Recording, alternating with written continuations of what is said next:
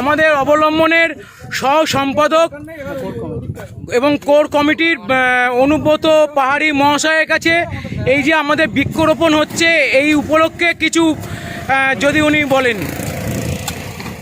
আজ আমরা অবলম্বনের তরফ থেকে এখানে উপস্থিত হয়েছি আমাদের এই ক্যানিং মাতলা নদীর ব্রিজ সংলগ্ন এলাকাতে। সেই এলাকাতে আমরা বৃক্ষরোপণ কর্মসূচি গত বছরও করেছিলাম, গত বছরের ন্যায় এবছর আমরা বৃক্ষরোপণ কর্মসূচি করছি আমাদের অবলম্বনের তরফ থেকে। আপনারা জানেন বর্তমান পরিস্থিতিতে দাঁড়িয়ে করোনা আমফান বিভিন্ন পরিবেশে মানুষ আজকে যে সংকটের মধ্যে রয়েছে, সেই জায়গায় দাঁড়িয়ে আজকে মানুষের নাভিশ্বাস উঠে গেছে। সেই চরম সংকটময় মুহূর্ত থেকে আমরা বিগত দিনে করোনার মোকাবিলায় আমরা কিছু মানুষজনের কাছে পৌঁছতে পেরেছিলাম। আমরা আমফান দুর্গত এলাকায় ছুটে গিয়েছিলাম, সেই সমস্ত কর্মপদ্ধতি বা কর্মসূচি আমাদের চলছে। তার পাশাপাশি আমরা দেখলাম প্রকৃতির ভারসাম্য বিঘ্নিত হচ্ছে। সেই প্রকৃতির ভারসাম্য যে বিঘ্নিত হচ্ছে তাতে আমরা মানব সমাজ, আমাদের মনুষ্য কুল, আমরা জীব সম্প্রদায় আমরা আজকে গভীর সংকটের মধ্যে রয়েছি।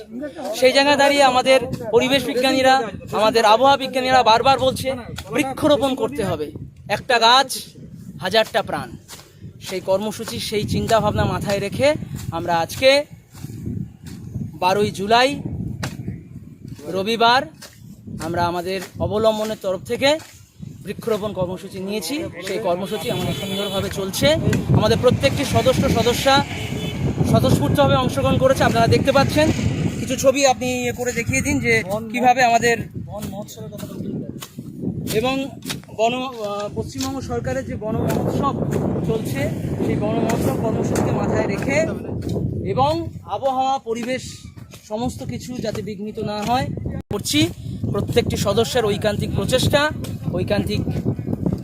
চেষ্টায় আমরা আমাদের কর্মসূচি সুন্দরভাবে রূপায়িত করছি। এবং আপনাদের বলে রাখি এর সাথে সাথে আজকে এই 12ই জুলাই এর পরবর্তী আমাদের আবার একটি প্রোগ্রাম রয়েছে। এটা ফার্স্ট ফেজ।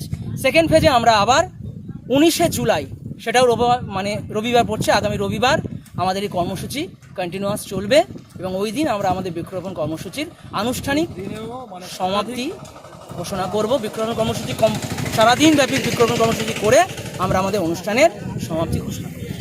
ধন্যবাদ, নমস্কার।